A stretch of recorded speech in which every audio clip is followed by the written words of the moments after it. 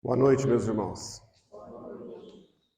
É uma alegria, é uma honra receber vocês aqui na nossa casa. E para mim também uma alegria, faz um tempo que eu não vinha na quarta-feira e eu me sinto muito bem aqui, é uma energia muito boa, então quero agradecer essa oportunidade. Vamos fazer uma prece para a gente poder iniciar nossas reflexões, né?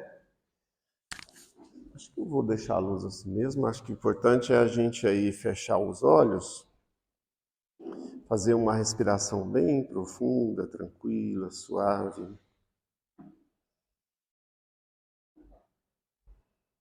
Vamos nos perceber aqui presentes. Vamos fazer contato com o nosso mentor individual, agradecendo a ele por ter, de alguma forma, estar aqui conosco, por nos termos tido esta oportunidade de decidirmos hoje estar aqui para conhecermos um pouco mais sobre o Evangelho do nosso Mestre.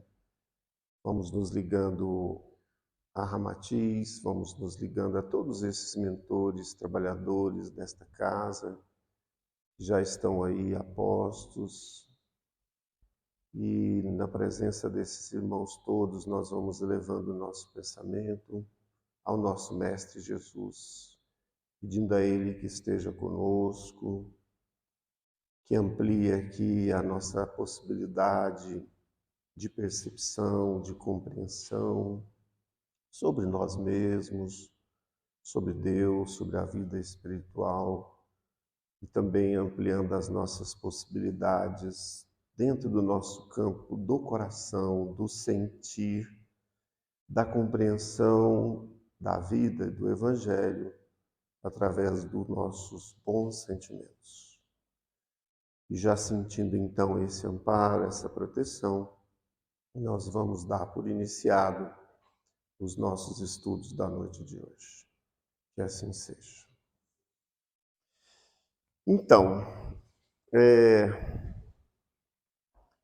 esse tema, ele é um tema até bem conhecido, bem falado dentro assim da doutrina espírita, e é um tema que, por mais que a gente fale, ou que outros irmãos também venham aqui, que a gente possa ler, a gente está sempre na possibilidade de novos aprendizados, porque à medida em que nós vamos caminhando, nós vamos também passando por degraus e cada vez que a gente às vezes lê o mesmo texto ou fala da mesma coisa, a gente percebe e sente aquilo de forma diferente. Eu vim com a ideia hoje de fazer um enfoque em cima da pergunta de Kardec, que é a pergunta 919A do Livro dos Espíritos, com uma ideia um pouco mais aprofundada para que a gente possa pensar e perceber como é que nós podemos fazer esse processo do autoconhecimento. Eu acho que a doutrina espírita ela é muito clara quando ela fala nesse processo de conhecer a si mesmo, e eu quero trazer hoje essa ideia de como nós vamos fazer isso do ponto de vista prático, porque essa foi a pergunta e essa foi a resposta de Santo Agostinho a Kardec. Então eu vou precisar aí de muita amorosidade, de muita compreensão, de muito auxílio de vocês, para que nós possamos fazer aqui essas reflexões, porque é um terreno um pouco, vamos dizer assim, espinhoso, porque a gente pode cair naquela ideia do martírio, da culpa, de apontar os dedos para nós mesmos ou para outras pessoas. Então, é nesse sentido que eu quero pedir aí a colaboração amorosa, fraterna de vocês, não só para com os que estão no dia a dia com vocês, mas também para si próprio, a indulgência, a benevolência. Por quê? Porque eu achei que a gente deveria trabalhar assim esse aspecto de como é e para que nós precisamos nos conhecer, né?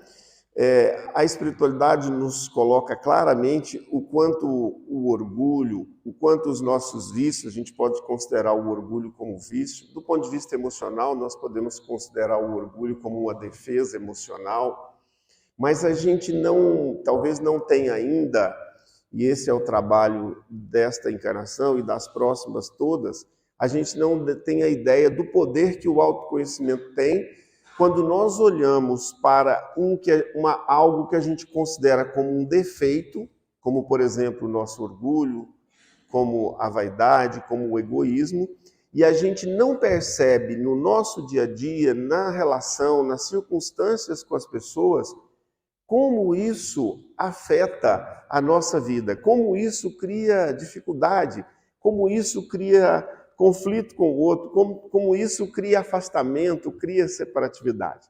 Então, se a gente está trabalhando isso, a gente precisa entender. Nosso foco aqui hoje vai ser buscar amorosamente aquilo que em nós, mesmo sendo um defeito, e a gente já compreende isso na mente, mas talvez a gente não perceba isso dentro dos nossos relacionamentos, nas nossas pequenas atitudes, naquele pequeno muxoxo, naquela saída meio sem dar resposta, naquela resposta agressiva, ou naquele dia que a gente deixou a pessoa sem resposta, ou naquele dia que a gente se ofendeu com uma simples pergunta.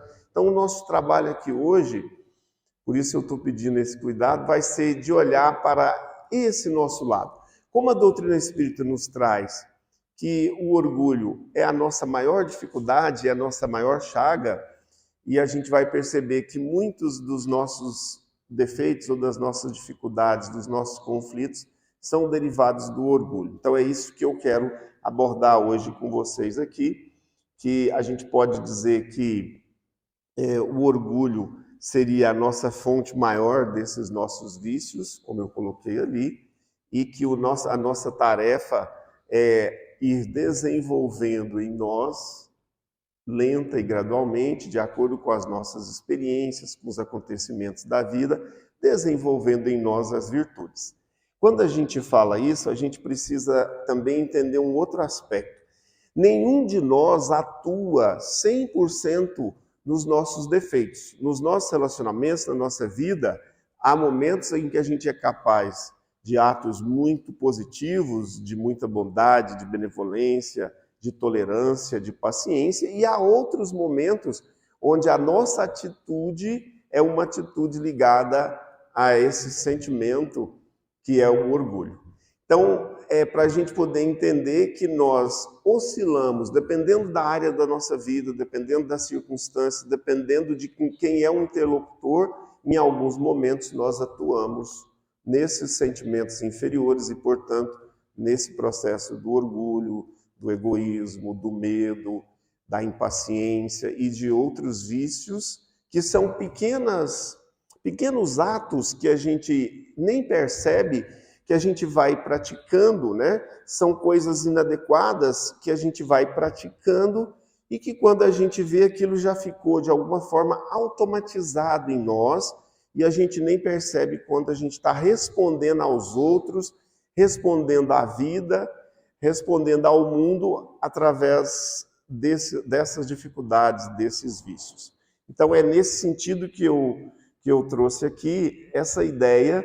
Eu tentei desenhar como se isso aqui fosse um cursor. Isso aqui é como se a gente pudesse dizer, quanto mais eu estou próximo ali dos instintos, da animalidade, mais agressividade, mais intemperança, mais explosão, mais irracionalidade eu cometo. Mas ninguém de nós, nesse estágio evolutivo que estamos, trabalha só nesse ser inferior, porque nós somos seres da luz, nós somos filhos da luz. O Criador colocou dentro de cada um de nós todos os potenciais divinos. Então a gente oscila entre esses comportamentos, nós podemos dizer assim, entre essas ações. Ok? Então vamos lá. Vamos colocar aqui a pergunta, né? E aí então eu escolhi especificamente hoje a gente trabalhar essa chaga maior que é o orgulho, e para a gente poder olhar como o antagonismo, que seria aí a virtude, o desenvolvimento da virtude, a humildade. Se eu fui olhar nessa semana, olhando o assunto, lá no Evangelho, no capítulo 5 de Mateus, que é o Sermão do Monte, das Bem-aventuranças, é interessante quando a primeira bem-aventurança que Jesus fala, quando ele foi falar aquelas pessoas, foi: bem-aventurados os pobres de espírito, que é justamente o significado daquele que é humilde, daquele que sabe a sua condição. A gente vai trazer um pouquinho desse conceito da humildade nos outros slides, para que a gente possa entender na nossa vida prática quando é que aparece o orgulho e quando é que nós podemos, a partir daquela situação, desenvolver a humildade. Então vamos lá. Então a pergunta é essa, bem conhecida, eu vou passar um pouquinho mais rápido, que diz assim, ó: qual o meio prático mais eficaz que tem o homem de se melhorar nesta vida e de resistir à atração do mal? Então, olha que ali já tem uma palavra, aqui tem toda uma simbologia, eu peguei só uma, que existe de alguma forma um centro em nós, que a gente pode chamar da nossa parte, que ainda não é luz, que tem uma atração pelo mal. Ou seja, aquele mal que me atrai, só me atrai porque existem aspectos em mim que são formas automatizadas que eu venho usando há séculos, em várias encarnações, de responder à vida. Então aqui a gente já pode começar a prestar mais atenção. E aí a resposta, nesse caso aqui, foi de Santo Agostinho, ele disse assim, ó: um sábio da antiguidade vou-lo disse, conhece a ti mesmo. Então essa pergunta é bastante conhecida. Se você ainda não leu ou se você já conhece, vale a pena hoje você dar uma olhada, porque a resposta dela é praticamente umas 2 páginas. E aí, Kardec faz, novamente, usando o método socrático, que é um método lá de Sócrates, de perguntas e respostas, né?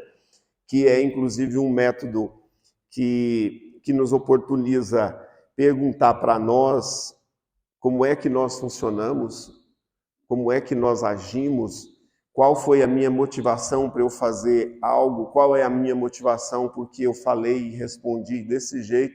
Qual é a minha motivação para esse pensamento negativo que nesse momento passou por mim? Então ele diz lá na resposta, assim, ó, Kardec continua: conhecemos toda a sabedoria desta máxima, porém a dificuldade está precisamente em cada um conhecer-se a si mesmo. Qual o meio de consegui-lo? Então é como se ele estivesse dizendo assim: a gente sabe que isso é importante, a gente sabe que isso já está dito 450, 500 anos antes do Cristo, até se você olhar no Evangelho, na introdução do Evangelho segundo o Espiritismo, está lá, Sócrates e Platão, precursores da doutrina espírita. Então, ele entra aqui nesse aspecto que eu quero trabalhar hoje. E aí a resposta vem mais ou menos, ele começa dizendo assim, ó: fazei o que eu fazia quando vivi na terra. Ao fim do dia, interrogava a minha consciência, passava revista ao que fizera e perguntava a mim mesmo se não faltara algum dever, se ninguém tivera motivo para de mim se queixar. Foi assim que cheguei a me conhecer e a ver o que em mim precisava de reforma. Então aqui a resposta é muito longa, mas eu peguei aqui 2 itens só para a gente olhar e dizer o seguinte: a forma que eu tenho para me conhecer é olhar para mim. Se eu tenho determinadas características que eu considero, vamos dizer assim, normais, ou positivas ou negativas, mas eu não olho para essas características, aquilo que em mim necessita de reforma, eu preciso perguntar para a minha consciência se o que eu estou fazendo, se a minha fala ou se a minha ação está coerente com os valores, com o conhecimento que eu já tenho. Então essa foi, para mim, a parte bem interessante da resposta, que ele diz: para que eu possa me conhecer, eu preciso fazer perguntas para mim mesmo, inclusive olhando naquele dia como foram os meus atos. Então ele dá na resposta assim, ó: faça uma revisão diária, observe se aquilo que você fez não feriu ao Criador, não feriu ao seu irmão ou não causou problemas para si próprio. Então é uma forma que você tem de conhecer a si mesmo, é perguntar. Se eu não quiser saber, se eu não quiser consultar a minha consciência sobre as minhas atitudes, provavelmente eu não vou nem perceber que aquela atitude minha veio de uma motivação e veio de um sentimento que é um sentimento inferior. E, portanto, essa ação por mais que eu desconheça a motivação, ela vai ter consequências proporcionalmente negativas baseado no sentimento que me fez agir dessa ou dessa forma. Normalmente, quando a gente responde com ira, quando a gente responde no ódio, quando a gente responde agressivamente, o resultado que a gente vai colher também vai ser proporcional. Então aí ele responde ele fala muitas outras coisas lá, mas eu queria ficar nesse aspecto. Então, se eu quero me conhecer, eu preciso saber em cada situação como foi que eu agi. Por que eu agi dessa forma? Qual foi o meu pensamento? Qual era o meu sentimento naquele momento? Será que alguma coisa em mim estava discordando do que a pessoa falou? Será que existia em mim alguma reação emocional porque algo que estava acontecendo ali estava fora daqueles princípios, daquela forma, da que eu acredito que deve ser? Normalmente, nesse momento, a gente tem uma resposta que é uma resposta negativa, né? Que é uma resposta, uma reação emocional. E a gente vai tentar caracterizar um pouco isso aqui. E ele diz mais lá: dirigi, pois, a vós mesmos perguntas, interrogai-vos sobre o que tendes feito e com que objetivo procedestes em tal ou tal circunstância. Então é encontrar aí a motivação, aquilo que motiva a minha ação. E ele diz mais: o conhecimento de si mesmo, ou seja, o conhece a ti mesmo, o autoconhecimento, é, portanto, a chave do progresso individual. Mas direis, como há de alguém julgar-se a si mesmo? Então ele pode dizer assim: se eu for julgar a minha própria ação, o meu amor próprio, ou seja, eu vou defender o meu lado. E ele diz que isso também é um exercício, porque se você olhar alguém que é um avarento, por exemplo, ele vai achar que ele apenas é cuidadoso. Ele dá esse exemplo lá na resposta. Ele não vai perceber que ele é uma pessoa pegada às coisas materiais, que não abre, que está fixado naquilo, né? E assim com muitos outros exemplos de que a pessoa, se ele julga que ele está correto, que a bagagem dele, que a experiência dele, que o pensamento dele é o certo, esse auto-amor distorcido vai acabar fazendo com que ele faça uma avaliação equivocada. E aí, Santo Agostinho diz, na resposta, que você pode usar a máxima do Cristo. Que se você for praticar algo, se você estiver observando alguém fazer aquela mesma coisa, e isso for bom, se você achar que aquilo está coerente, você pode praticar essa ação. Ou seja, é a máxima cristã fazer aos outros aquilo que você gostaria de fazer, de receber, né? Então aí, a gente agora vai trabalhar um pouquinho especificamente como é que esse orgulho manifesta no nosso dia a dia. Por quê? Se ele é um defeito, se ele é algo que a gente fala que é ruim, por que então que a gente atua nesse orgulho? Vocês já pararam para pensar nisso? Tem que ter algum ganho, né? Ou, na maioria das vezes, eu nem estou percebendo que eu estou atuando a partir dessa soberba, a partir dessa ideia que o orgulhoso tem de que as coisas têm que ser do meu jeito, de que eu sou mais inteligente, de que eu sou mais capaz, que eu sou melhor que o outro, que eu tenho uma experiência, que eu tenho uma bagagem, então eu sei como as coisas devem ser resolvidas, como as coisas vão acontecer. Então eu trouxe um pouquinho mais definido aqui. Claro que eu vou exagerar um pouquinho, para que vocês possam aí, cada um dentro da sua concepção, da sua experiência de vida, encontrar talvez um ou outro momento onde você atuou a partir desse sentimento inferior que é o orgulho. Então, para que nós possamos entender isso, a ideia é sempre assim, ó, o orgulhoso normalmente, lembrando que ninguém é orgulhoso o tempo inteiro, como nós já falamos lá no início, mas esses aspectos do orgulho normalmente aparecem quando a gente fere uma lei espiritual, que é comparar-nos com as outras pessoas. Então, quando nós nos comparamos com o outro, normalmente ou nós nos julgamos superior ou inferior. E isso pode ser em qualquer aspecto. Pode ser num aspecto financeiro, pode ser numa qualidade que a gente acredita que a gente tem melhor do que o outro. Então, eu trouxe aqui alguns aspectos para a gente trabalhar. Sempre que a gente for pensar, o processo da manifestação do orgulho ou de qualquer dos nossos sentimentos ocorre sempre nos nossos relacionamentos. É por isso que Deus nos juntou, é por isso que Ele colocou a gente com a bagagem, com a experiência que cada um tem, para que nós pudéssemos nos relacionar e no relacionamento nós pudéssemos perceber as nossas atitudes ligadas ao orgulho. Então vamos lá, para a gente caracterizar bem aqui, que é mais ou menos assim, ó. Então, a ideia que o orgulhoso tem é uma ideia de superioridade. Eu sou superior ao outro. Ele tem necessidade de demonstrar uma imagem de que ele é melhor do que o outro, de que ele é mais capaz do que o outro, de que ele é mais inteligente do que o outro. Então, a tentativa aí do orgulhoso é se sobrepor ao outro. E quando ele faz isso, às vezes isso sai da nosso pensamento, porque isso se manifesta numa pequena coisa dentro da nossa casa, né? Tipo assim, todo mundo aqui nessa casa tem que me respeitar, as coisas aqui têm que ser do meu jeito. Se não for do meu jeito, elas não vão ser, né? Então é como se o orgulhoso quisesse que o mundo e as circunstâncias do mundo estivessem sob a sua batuta, sobre aquilo que você acha. Então ele tem sempre a necessidade, eu sei que vocês praticamente não têm isso, porque aqui é todo mundo já numa certa condição, né? Mas é aquela ideia de que a gente tem que estar sempre certo. Então, é do meu jeito, é da minha forma, eu sei melhor do que isso, porque eu já vivi essa experiência, eu já tenho esse curso, eu já tenho essa condição, e aí a gente segue sem perceber, até inconscientemente, com essa necessidade de ser melhor, de ter uma melhor casa, de ter um melhor carro, de ter uma família melhor, de ter os filhos mais bonitos.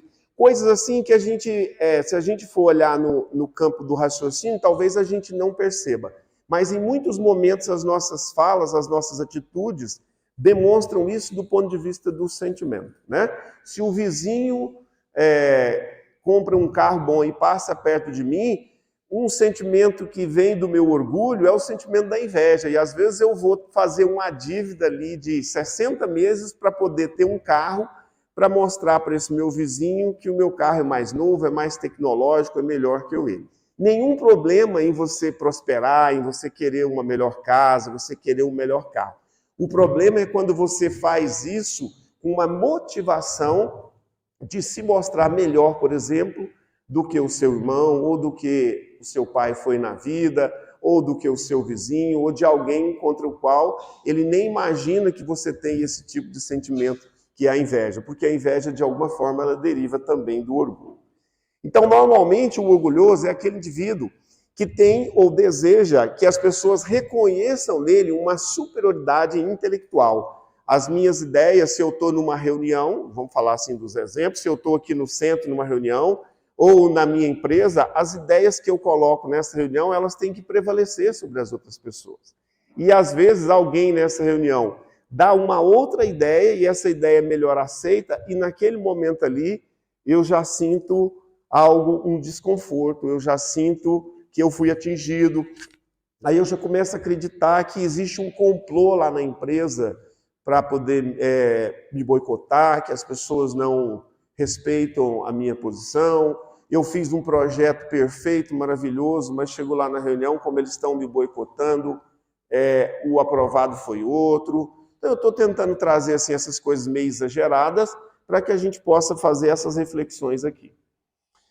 Normalmente, em posição também, o orgulhoso é aquele que busca a posição social de prestígio, gosta muito de comando. Se tem um trabalho para fazer, ele gosta de estar ali, de ser o escolhido para comandar aquilo. Nada contra isso, também faz parte do processo, mas é pela motivação, por qual motivo você está manifestando o objetivo de comandar. Porque se houver alguma coisa ou algum acontecimento ali, por exemplo, pode ser até aqui na comunidade ou lá na sua igreja, que você não esteja sendo bem-sucedido, aplaudido, ou acredita que esteja sendo boicotado, você vai dizer, não, lá não dá para trabalhar, as pessoas lá, eu mostrei lá as minhas ideias, então ele abandona o trabalho. E a gente vê isso ao longo dos nossos relacionamentos, né? Ele não persegue porque ele diz, não, eles não estão me levando em consideração o meu potencial, a minha capacidade. Vamos lá para a gente não passar do tempo. Normalmente, o orgulhoso é muito competitivo. Ele não faz nada sem estar olhando muito para o mundo exterior. Ele está muito referendado no mundo exterior. Ele está muito referendado nas coisas da matéria, como se todo o processo da vida dele estivesse ligado nesta vida.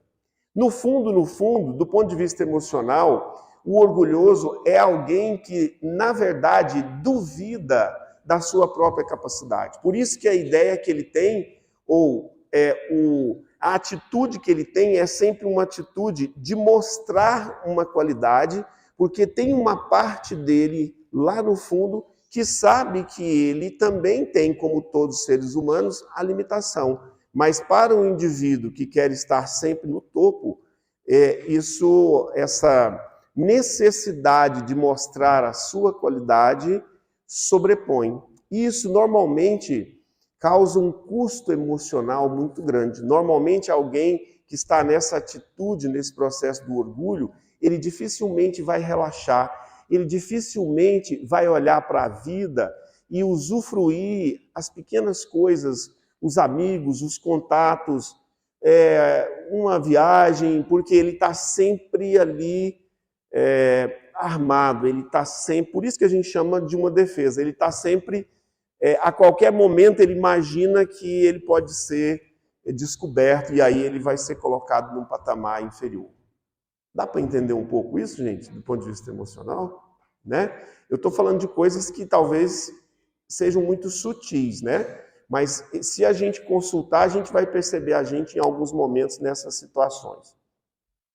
Normalmente está muito ligado a essa questão da matéria, dos títulos de posse, né, de doutor, de catedrático. Normalmente são pessoas que passam por cima das outras pessoas, se forem necessários, para atingirem esses postos de comando, né?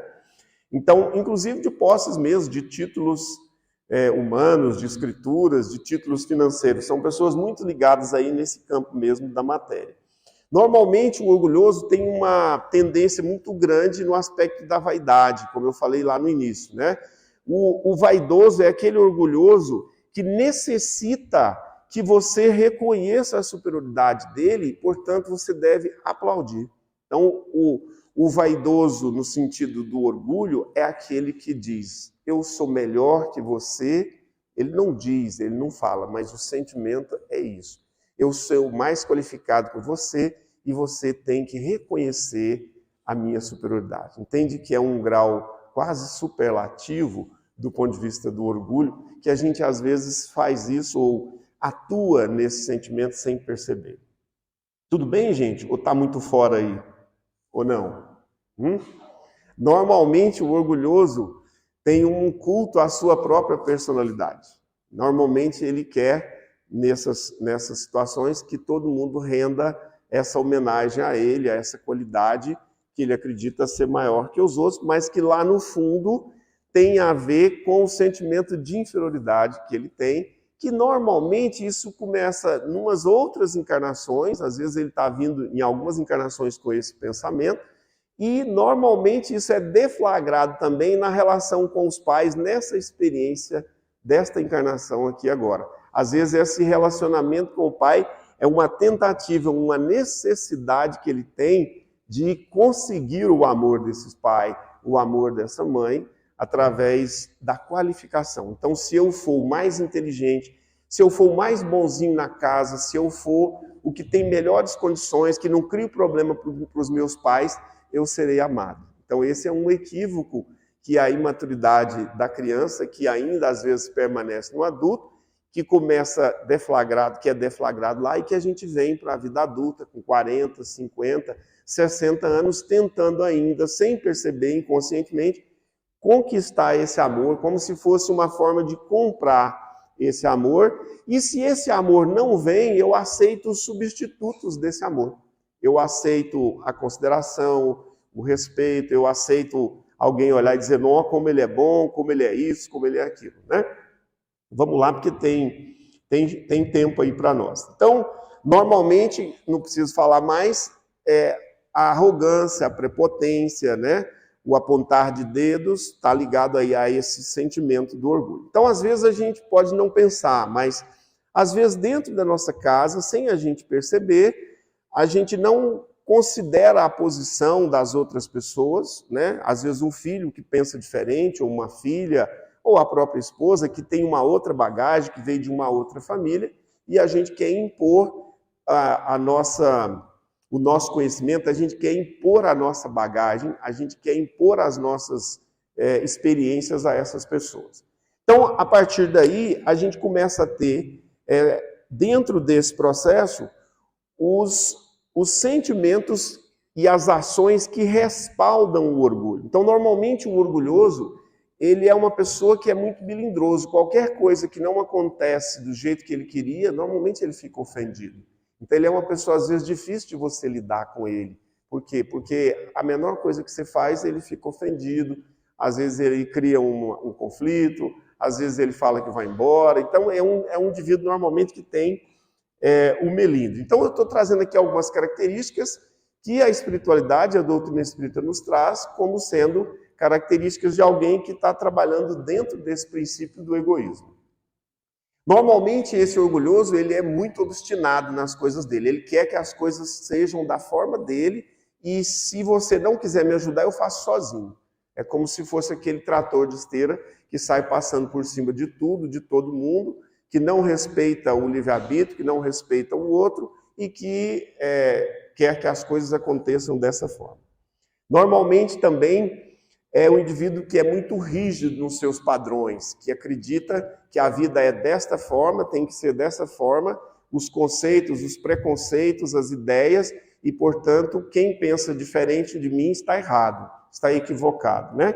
Então, normalmente, o indivíduo orgulhoso, e eu estou falando aqui já da ação, né? Ele é muito intolerante com aquelas pessoas que estão à sua volta. Vocês já começaram a perceber isso, gente? Como é difícil, às vezes, relacionar com uma pessoa com essas características? E é claro que ninguém tem todas essas características. Eu estou trazendo novamente isso aqui, mas algumas delas, se a gente for pegar, a gente vai... Vocês estão muito calados, mas eu estou percebendo aí. Então, vamos lá.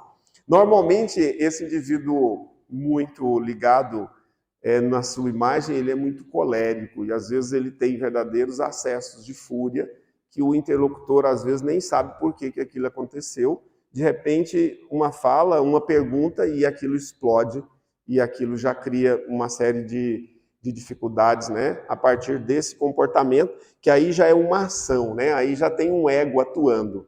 Normalmente ele tem esse aspecto do revide, né? Tem esse aspecto da inveja, porque ao invés de olhar o outro e ver a qualidade no outro, na conquista que ele fez, ele fica pensando, poxa, por que eu não tenho isso? Por que eu não fiz isso, né? E normalmente, quando ele é ofendido ou se sente ofendido, normalmente ele revida. Ele fala, não vou mais lá na casa do outro. Às vezes ele não fala nada porque ele sabe que isso pode ter problema, mas ele coloca essa pessoa naquele caderninho negro ali dentro do coração. Às vezes ele até não afasta fisicamente, mas é como se ele matasse essa pessoa dentro dele próprio, como se ele não, como se ele tivesse disposto a não relacionar mais com essa pessoa porque ele se sentiu ou traído, ou ofendido por essa pessoa, né? Vocês veem que eu estou exagerando bastante, né? O orgulhoso normalmente pensa muito em si, ele é bastante individualista. Você vê que eu estou cercando aqui de todos os lados.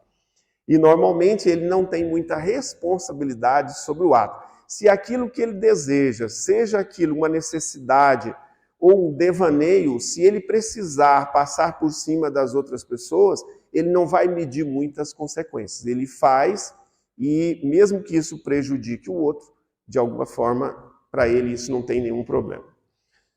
Sigamos então, ele tem esse campo muito ligado ao campo mesmo do materialismo, da materialidade.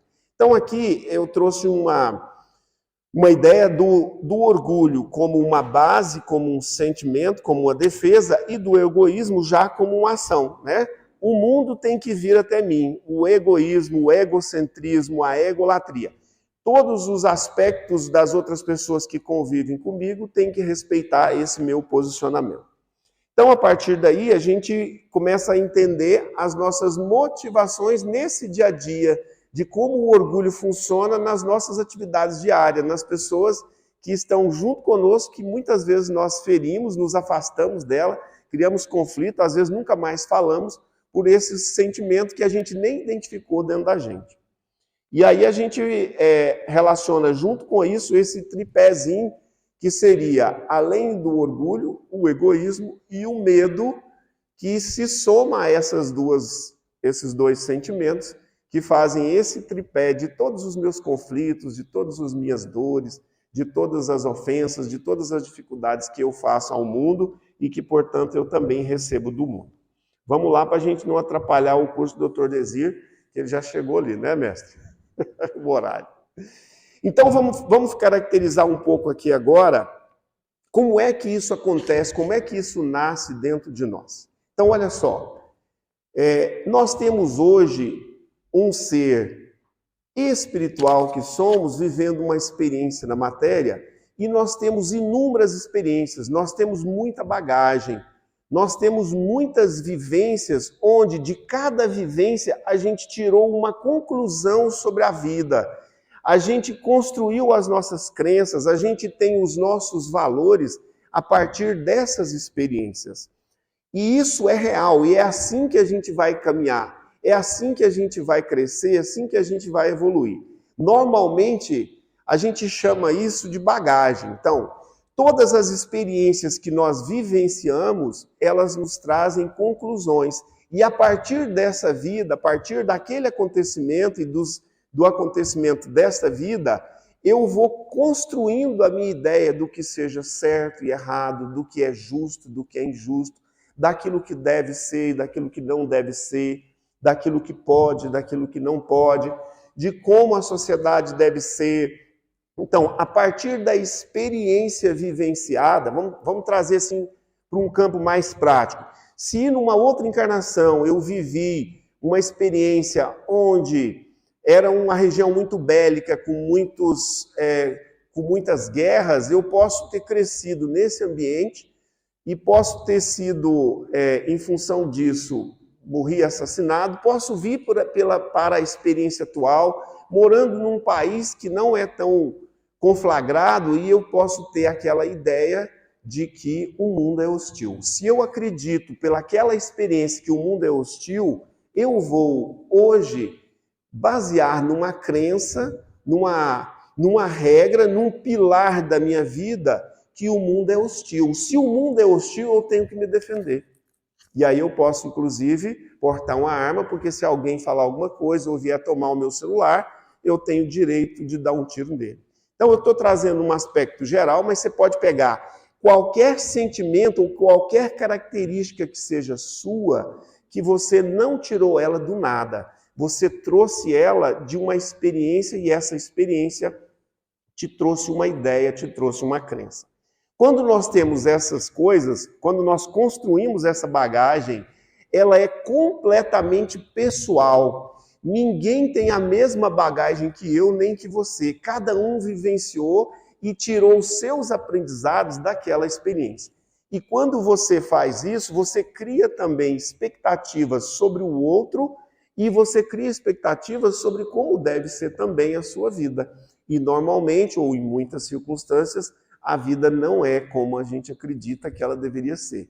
Então, normalmente, a gente tem esse eu atual com um centro divino que é colocado pelo Criador, que é luz, mas nós temos toda essa bagagem que vem das nossas experiências. Então, lá atrás, uma outra experiência, eu vivi uma vida de abandono e acabei morrendo ali na sarjeta. Eu posso vir com esse sentimento do abandono e acreditar nessa experiência que eu sou um abandonado. E isso pode estar inconsciente em mim. E as minhas ações e as minhas falas vão refletir, de alguma forma, esse sentimento de abandono. Então, vamos seguir um pouquinho aqui. Aí a gente acrescenta agora a circunstância do mundo. As coisas do mundo, as leis, as crenças religiosas, as pessoas que a gente vai relacionar, né? Principalmente os mais próximos, como a esposa, como os filhos, os pais. O que as pessoas fazem no mundo, ela faz baseado nas crenças, nas regras, naquilo que ela apreendeu das suas próprias experiências. E a minha experiência é outra. Então você vê como o mundo nos afeta. A partir do momento em que nós somos afetados, nós olhamos para o mundo, para os acontecimentos, não exatamente como eles são, mas com as lentes que nós temos. No meu caso aqui, uma miopia de 5 graus. Se eu te emprestar o meu óculos, para você olhar com as minhas lentes, né? Você vai olhar para a vida com a sua bagagem, você vai olhar para a vida com as crenças, com aquilo que você foi construindo ao longo das suas encarnações. E essa é a sua bagagem. E você precisa ser coerente com essa bagagem, né? E aí a gente vai observando que a gente faz os julgamentos do que é certo, do que é errado, do que é justo, do que é injusto, e a gente acredita que essa é a medida. Jesus falou sobre isso no Evangelho, quando ele disse assim, não julgueis, porque na mesma régua, né, na mesma métrica em que você julga, é a métrica que você vai ser julgado. Mas como a gente tem a nossa bagagem, a nossa experiência, a gente tem certeza de que ela é a correta, a gente julga a nós mesmos e julgamos os outros e os acontecimentos a partir dessa lente, a partir dessa ótica. E a partir daí, quando eu quero que o outro pegue e despreze a bagagem dele, pegue e despreze os conteúdos que ele tem, para usar os meus conteúdos, nesse momento eu estou atuando no orgulho, como se o meu conteúdo fosse o centro do universo, como se eu fosse um Deus. Entende o sentido que é o orgulho? É quando eu digo, a sua bagagem não é a melhor bagagem. A minha bagagem, a minha experiência é melhor. Então eu quero impor aos outros as minhas experiências. É nesse sentido que o orgulho no nosso dia a dia está presente. E a gente não observa isso, né? A gente vai trabalhar um pouquinho mais isso. Então, a partir daí, quando eu faço projeções para uma outra pessoa que viveu outras experiências em outras épocas, que agora está relacionando comigo como esposa ou como filho, eu crio frustrações. Quando eu crio essas frustrações, é normalmente o momento da dor, o momento da dificuldade, que eu estou sendo convidado para ressignificar os meus conteúdos, para ressignificar as minhas verdades. Por quê? Espiritualmente, nesse plano aqui, não tem nenhuma verdade absoluta. Todas as verdades desta vida são suas, é o seu ponto de vista, é a sua ótica. Mas o mundo, e Deus nos colocou em contato uns com os outros, para que ao ser afetado pelo que o outro é, pela bagagem do outro, eu possa estar disposto a ressignificar as minhas crenças, as minhas verdades absolutas.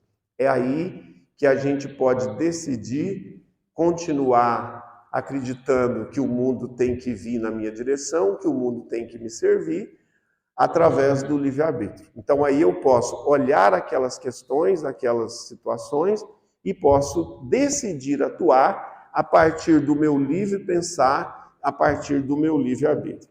E a partir daí, então, a gente começa e pode voltar a desenvolver a mesma resposta padrão. Eu não aceito que eu tenha um filho que decida fazer esse curso e não esse curso. Eu não aceito um filho que tenha uma outra opção sexual que não seja aquela que eu acredito que deve ser o correto.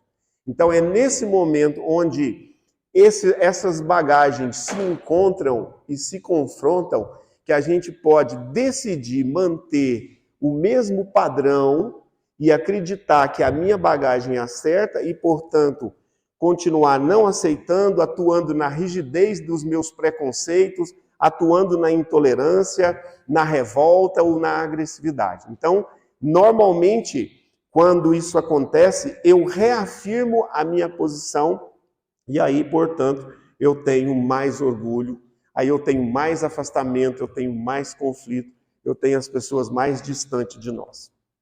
Ou então eu posso, a partir daí, desenvolver, a partir daquele defeito, daquela circunstância, daquele confronto de bagagens, eu posso desenvolver a aceitação, eu posso desenvolver a paciência, que é uma virtude, porque eu vou olhar para o outro, mesmo olhando para aquelas circunstâncias e sabendo que eu já tenho alguma experiência, eu posso inclusive renunciar a querer que ele faça da minha forma. Desde que eu esteja aceitando a minha bagagem, eu posso também aceitar a experiência do outro e entender que o mundo é da diversidade e não da unidade de pensamento, porque o orgulhoso acredita que todo mundo tem que pensar e agir como ele age. Então, a partir daí, nós vamos construindo os processos na tolerância, aí nós vamos saindo do revide, né, da vingança, porque ele fez isso comigo, nós vamos começar a desenvolver a virtude do perdão, a virtude da brandura. Jesus falou lá, bem-aventurados os brandos e pacíficos, bem-aventurados os que são misericordiosos. Aí nós podemos, mesmo acreditando que está certo, nós podemos abrir mão de estar certo. Nós precisamos é querer ser feliz. Nós podemos, inclusive, auxiliar esse outro, porque eu estou reconhecendo nele uma imaturidade que eu também já passei. Então eu posso ser mais paciente com ele. Não no sentido da superioridade, mas no sentido da troca. Então, a humildade, de alguma forma, ela é essa capacidade que nos abre a partir do momento em que nós precisamos ressignificar os nossos conteúdos. E nós só vamos fazer isso quando nós estamos em relacionamento, quando nós estamos em contato com os outros e, novamente, quando normalmente, pela dor, pela dificuldade, nós podemos também ressignificar pelo amor. Mas, normalmente, na hora da dor, nós normalmente estamos muito incomodados. Então, é nesse sentido que a dor iguala a todos nós, e é nesse sentido que nós podemos, querendo sair daquela situação de dificuldade, nós podemos ressignificar esses nossos conteúdos. Não sei se deu para entender aqui, para que a gente possa ir agora para o nosso último slide, né?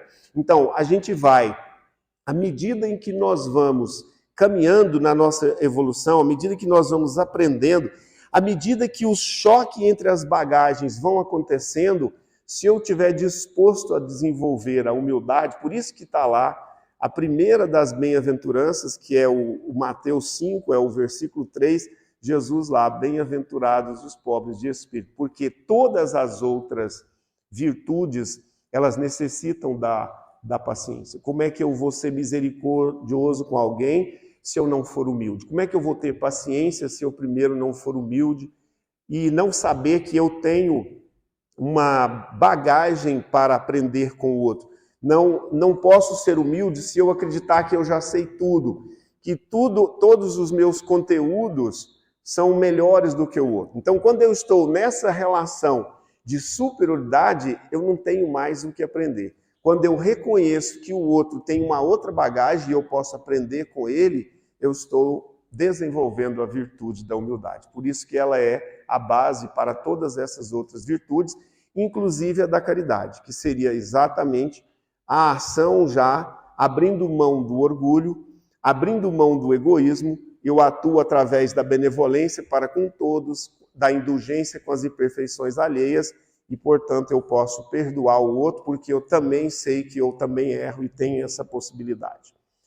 E aí eu fui buscar o conceito da humildade, que a gente, na verdade, está falando aqui o tempo inteiro, né? Saindo do orgulho, reconhecendo que eu tenho experiências, não nego a minha bagagem, não deixo de ser coerente com essa minha bagagem, porque muitas vezes a gente acha que ser humilde é deixar de considerar a sua própria bagagem, a sua própria experiência, e isso é um equívoco. Eu posso, consultando a minha bagagem, consultando a minha experiência, eu posso, inclusive, abrir mão do confronto, mas eu preciso estar coerente com o meu sentimento, eu preciso estar coerente com aquilo que eu acredito, e a partir daí decidir como eu quero caminhar, para que lado eu quero caminhar. Então tá lá, humildade vem de humus, que é um vocábulo da Grécia Antiga, que também deu origem às palavras homem e humanidade. Humilde também tem a mesma origem em humus e vem do grego humilis, que significa literalmente aquele que está no chão. Então, o conceito da humildade, ele tem inclusive esse aspecto de que eu sei quem eu sou. Por isso que Jesus foi humilde o tempo inteiro. Ele sabia o que ele estava, ele sabia quem ele era, um espírito mais iluminado, né? Um espírito de altíssima hierarquia, e ele sabia a vontade do Pai sobre ele. Então ele não tinha orgulho, ele não precisava do orgulho. Por isso que ninguém conseguia ofender Jesus, porque ele não tinha esse egoísmo, ele não tinha necessidade de se defender, porque ele sabia quem ele era, e ele sabia acolher as pessoas como as pessoas eram. Ele combatia o equívoco, ele não combatia a pessoa. Nós confundimos isso. Quando alguém nos contraria ou fala algo que a gente não quer, a gente passa a combater a pessoa. E a gente não entende que ali tem um ser também em evolução, em aprendizado, em crescimento. Então nós devemos combater o orgulho, não nos outros, mas em nós, nessas mais pequenas manifestações que a gente trabalhou um pouquinho aqui hoje. Para a gente finalizar, a humildade é a virtude que consiste em ter consciência das próprias limitações e entendimentos.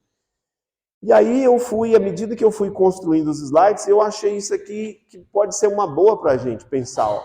Humildade é aceitar que existem outras lentes, ou seja, outros seres humanos, filhos do mesmo pai, nossos irmãos, com igual direito que nós. Eu acho que é um bom conceito. Então, o que significaria isso? Então, eu tenho que deixar de fazer aquilo que eu acredito? Não, eu posso tomar as decisões baseadas no meu conteúdo, eu não preciso abrir mão da minha bagagem, mas eu posso fazer isso respeitando que existem outras pessoas que também têm os mesmos direitos do que eu. Quando nós fizermos isso, nós estaremos nesse estado da alma da humildade. A humildade, ele pode manifestar no mundo exterior, mas ele é, antes de tudo, um estado de alma onde eu sei e acredito quem eu sou. Eu sei quem eu sou. Eu sei dos meus potenciais. Eu sei que eu não sei tudo, que eu não conheço tudo, que eu não dou conta de tudo. Mas eu já dou conta de muita coisa, porque eu já tenho muitas experiências, porque eu já passei por muita coisa, porque eu já aprendi muita coisa. Se alguém me pedir para poder comandar um Boeing, eu vou dizer que não é possível, que eu não posso fazer isso, porque eu não tenho conhecimento e não tenho treinamento para isso. Então, há coisas na vida da gente que a gente ainda não consegue fazer. Há determinadas dores e situações que ainda são muito doloridas, mas há pessoas que estão em volta de nós, que o Criador colocou, que elas vão, nesse sentido, nos mostrar possibilidades que eu sozinho não conseguiria. Isso chama-se troca. Então, na humildade, tem troca. Na humildade, tem contato. Na superioridade do orgulho, tem separação, tem isolamento. E assim, então, nós vamos retornando, respirando bem suave, bem profundo, sentindo novamente a presença do nosso corpo. Vamos vibrar também por aqueles irmãos, nossos parentes, amigos que não estiveram por aqui hoje, mas que eles possam também receber através do seu pensamento, da sua vibração, as energias benfazejas que hoje nós tivemos oportunidade de receber aqui hoje. E novamente, com esse sentimento da gratidão, nós vamos pedindo ao nosso Mestre Jesus que nos ampare, esteja conosco durante toda essa semana, que nós possamos retornar então aos nossos lares na paz, na tranquilidade e na serenidade do nosso Mestre. Que assim seja. Gratidão pela oportunidade.